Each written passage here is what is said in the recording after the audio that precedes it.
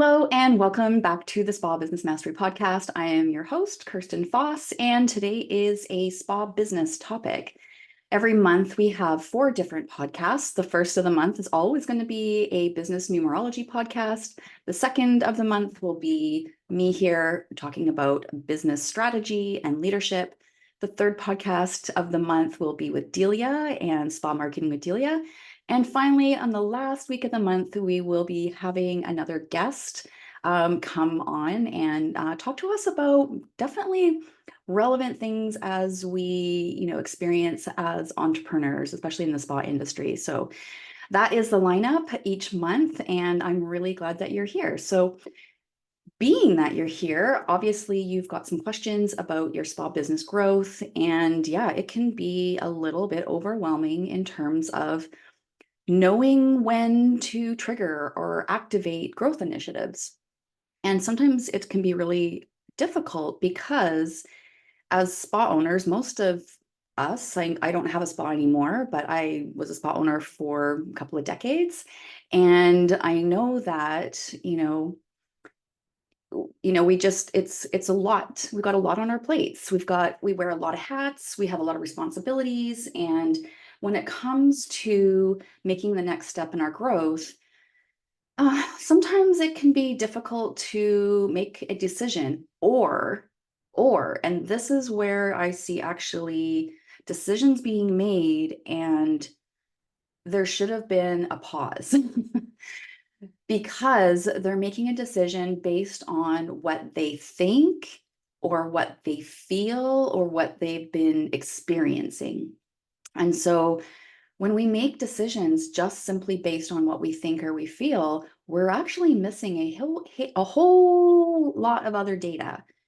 And the data that we need is actual data in this case. We need to look at metrics, our spa business metrics, or also known as KPIs, key performance indicators. We need to be able to look at our reports when we think we're getting close to needing to grow. And when I'm talking about needing to grow, this can look like anything from hiring your first team member to your 10th team member. It can also look like expanding your physical space, whether something opened up next to you and you've got the opportunity to expand, or you are looking at a new location. And the other final one is actually opening another location. I hear this a lot from spa owners, like that's a really big dream for them to have multiple locations. That's awesome. However, as my friend Anne Marie says, we got to pause and pump the brakes because we could be making some very frustrating, scary, financially limiting decisions if we are not looking at our KPIs before we make these big decisions. We cannot trust just what we think and feel is going on. That's only half of the equation. I'm very, very much about tapping into your intuition, trusting your intuition in your business, letting that guide you 100%. But we also need to pair that with the data, the actual numbers, because numbers are navigators. And you've heard me say this if you've been watching any of my numerology. Numbers are not numbers are navigators in numerology in a different way. It's an energetic navigation. Your reports are giving you very, very clear navigation. The problem is that most spa owners don't really know what they're looking at when they go into the report section, especially when it comes to analyzing the data in order to make these kinds of decisions. So today's podcast is really about getting you to pause if you're getting ready and to do a big growth initiative, whether it's a lot, most commonly it's hiring. The next most common is expanding or, expanding the one space they have or looking at expanding into another location. But we need to make sure that financially what you're going to be doing, this decision you're making, is actually going to be sustainable for you. Because if you are feeling like you're at a level of success and there's been some stability and you're like thinking, I'm ready to grow, I want to get out of the treatment room. I don't want to be doing services all the time, so I need to hire. I have a big vision. I want to get going on it. But I don't want you to get yourself into a financial pickle, which also triggers huge emotional turmoil. I mean, it's just so stressful. I mean, that's the kind of stuff that keeps you up for months and months and months at 3 o'clock in the morning, worrying about how you're going to pay for things. Now, I'm not talking about this in order to scare you out of it. No, not at all. I'm talking about this because I've been there and I've seen many, many, many other spa owners be there in that spot as well, where they grew, but they didn't quite anticipate the cash flow that it would need to sustain it for a while before it could sustain itself. So when you're bootstrapping your business, meaning like you are funding the growth in your business, you could be taking out, using your personal credit card, taking out a personal line of credit. Those are the most common ways because, quite frankly, in the spa industry, banks don't like to lend us money unless you've got something to borrow against, like a house, which then ends up being, actually a personal, your personal asset is on the line. So I know that most of you are bootstrapping this and you don't have extra money to burn if it's a mistake. So let's get super clear. Um, and I want to teach you about one particular metric in the spa industry that you absolutely need to monitor if you are thinking about growing, because it is the trigger. Once you know what this metric is, once you know what the benchmark for this metric is in terms of like, when am I ready to go? Then you'll be able to make a more informed decision. So, like what happens, let's talk about like what happens if we're not making informed decisions and kind of the situations that you get in. So if you're hiring before you actually have enough clients to sustain the cash flow, then you're going to have a lack of cash flow. Again, that's super stressful. And when you've hired, if say this is your first hire, you've hired somebody, you kind of expected that your clients would just go over to them, but that's not actually normally how it works anyways. And maybe you're in the situation or you've been in the situation where that new team member just it's taking too long for them to get rolling and getting clients back in to see them. And quite frankly, that's going to take at least 6 months. So 3 months is like training and probation and lots of coaching. From 3 to 6 months, they're still in learning mode. They're still, it's not quite rote yet. You're still having to coach them. You're still having to do a lot of marketing and, hustle a lot to get them booked. From that 6 to 12 months, there should be some, you should be seeing an uptick in kind of their client retention, how booked they are, their sales. But that's a long time. 6 to 12 months is a long time if you are bootstrapping your business and you're funding a new hire with you being in the treatment room. That's a lot. So I've also seen it where owners hire somebody, they start realize how cash strapped they are with this new hire because, there's not enough clients coming in to fund their payroll.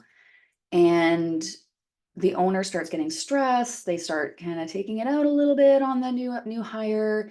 The new hire feels that tension, whether you tell them there's cash flow problems or not. If you start cutting hours and that kind of thing, it starts breaking the trust bond between you and this new employee. So that's just like, yeah, the cash flow is one aspect of it, but then you start, it starts creating friction within the working relationships. Something like if you bring in a new skincare line before you're actually selling enough retail, you literally have little buckets of money in the form of products sitting on your shelf collecting dust. And again, you've got a cash flow problem at that point because you haven't been selling enough retail on the regular to be able to handle the extra inventory that you need to carry. Similar as far as if you're expanding your space. If you're doing that before you're busy enough and you don't have the cash to fund that first year, especially, it's just like super, super stressful. Again, it's all comes down to lack of cash flow. And I know that for all of us in the spa industry or as entrepreneurs in general, like this is all about cash flow. If we don't have cash flow, we don't have a business. And I think we all know that. And that really starts messing with our heads too when we've been working really, really hard on something and we have a passion for it. And, we've made a decision that, oh, that was a little risky. And actually, that was a lot risky because I didn't take enough of the data into consideration. So let's talk about what the actual KPI is. So, what is the number one KPI to monitor during your growth planning time? It's productivity.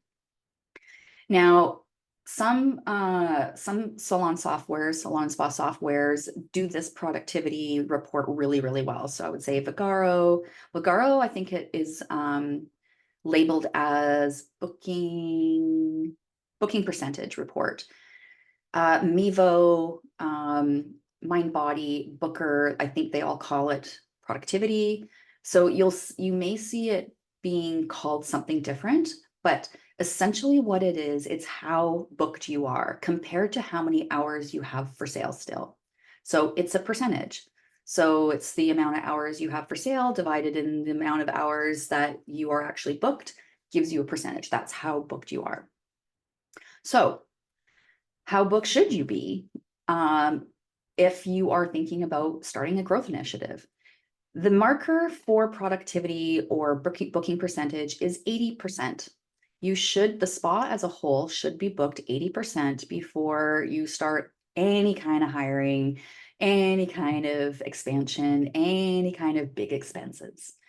Because if you aren't at least 80% booked, it means that you still have a lot of opportunity in what you're doing to bump your sales up before you're actually outlaying some more cash and then possibly struggling with cash flow after it. So take a look. What I want you to do is I want you to go into your booking system. Some of them don't do this at all. In fact, and this is why I'm a huge proponent of making sure you have booking software, client management software, all like that kind of all in one piece. That's spa specific because you really do need these metrics to make these kinds of wise decisions moving forward. So if you're using something like Acuity, it's not going to have productivity booking or productivity reports in it. So any of Calendly, those aren't going to have it in. So any of those general booking platforms won't have the spa specific metric. Now that might be okay as you're getting started, but this is also why as the spa grows, I tell spa owners you're probably going to need to upgrade your client management system because as you grow, the business becomes more, there's more cash flow, but it also becomes more complicated and you need this kind of tech to make your business run smoother so you don't work so hard. So this is part of that work smarter, not harder, is knowing some of these really big KPIs that make a big difference in how you grow. So productivity, how often should you be tracking productivity? I would be tracking productivity monthly. I would be tracking it weekly, and I'd be tracking it daily. Because when we're tracking it daily, it allows us to it gives us the opportunity to see there's more hours for sale. So if we're tracking at the beginning of the day, I take a look at productivity and I know we've got spots open. I can see that. But if I look at my productivity report, I can see exactly what percentage I want to increase for today. And so I would probably, I used to do this with my team. We'd have a huddle in the morning. We'd have one at 1 o'clock when the next crew came in. And I would say, these are our goals for today. So we're running at maybe we're running at 72% productivity. We've got lots of room to grow today to add treatments. So reception, anybody calling in and, let them know that we have some last minute bookings open today. For those of you that are working with clients, do you have any space that you can suggest to your client that, hey, I've got an extra half hour. Would you like an XYZ? So we can actually bump up our productivity exponentially every day just by being aware of the metric. And if we have a team, coaching our team with this. So when we bump up our productivity, not only does this feed into the planning aspect of things, but it just increases our sales. So, looking at your KPI for productivity, one place is to look, you want to look at it when you're ready to grow, but you also want to look at it on the daily so that you can intentionally and methodically increase that metric that day. Okay. Another way to increase productivity is pre-booking. If you are pre-booking 60% of your clients that have come in today, by the time you get whatever day in the future, you're going to be about 85% booked. So if you got team members that are complaining that I don't have enough clients today, I would be asking them, I'd be taking a look at their pre-booking because they could literally self-fund themselves that way. Now, patterns. What patterns are we looking for here when it comes to any kind of metric, but productivity in particular? I'm always looking for the pattern of moving up. I'm not expecting perfection from the team, but I do expect consistency. And I expect, everybody to be kind of following the process as far as productivity. And so generally, when we're looking at productivity as a way to monitor kind of when we're ready to grow, I'd be looking at least 3 or 4 months of consistent productivity at 80% or higher before I pull the trigger on my actual growth initiative. But if you're at 80%, then start planning so that when you reach higher, which you will with that intentionality, when you start increasing your productivity, you'll be really ready to go. Like by the time you've done all your planning, you're keeping an eye on productivity. It's now at, 85, 87. All right, awesome. We're ready to pull the trigger on getting this rolling. All right. So action steps for you. This is very much a action-oriented podcast for you. So I want you to go into your system and I want you to look up that particular report, productivity, or maybe it might be that kind of booking percentage report. You're going to have to, if it doesn't show up as productivity right away, then you're going to have to kind of see how they're getting creative in those systems. Let's see. Once you've taken a look at your productivity, I'm curious, is it higher than you thought it was? Is it lower? Or is it like pretty much right on track about what you thought it was? And I also would recommend that you make yourself a little spreadsheet, do it on Google Sheets, do it on Excel, doesn't have to be fancy, but make a spreadsheet like monthly, and that you track your productivity as well as your service sales and retail sales every single month so that you can see this pattern, because that's what you're looking for. You're looking for the uptick of the pattern. Now, if you're tracking this and you're a solo, it's just you. If you have a team, I want you to be tracking the spa sales as a whole, the metrics as a whole. And then you also want to track every single service provider. If you are a service provider, you need to track yourself as well, because you got to lead by example. But start tracking it like in a spreadsheet just for monthly. But if it's you or you have a leadership team, I would be looking at it also daily and using huddles to kind of kickstart everybody up into an awareness and starting to fill that day's books. So how do you increase productivity? Well, I kind of gave you a few clues in there already, but there are more tactics and techniques in terms of like feeding into productivity. And it's actually, quite frankly, it's like a whole other podcast. So I'm going to stop it here. But if you are looking at your reports and you're confused about how to read them, or you think you understand them and you want some support and my eyeballs on them to give you a pulse check on kind of where you're at, or if you know that my reports are miserable and they're not looking so good, then I absolutely encourage you to book a get acquainted call with me, and we can just talk about, I can take a look at your numbers quickly, and that's kind of part of my my gift and my superpower. I can see the opportunities so clearly. And it's hard when it's your business. So by all means, book a get acquainted call. It's complimentary. It's 30 minutes. It's not a coaching call per se, but it allows me to kind of get an assessment of your business and kind of where you're at and give you some recommendations as far as your own next steps, whether it's working with me or doing things on your own. But it's really important that you understand your metrics, particularly productivity, and particularly if you think you're ready to do some sort of growth initiative.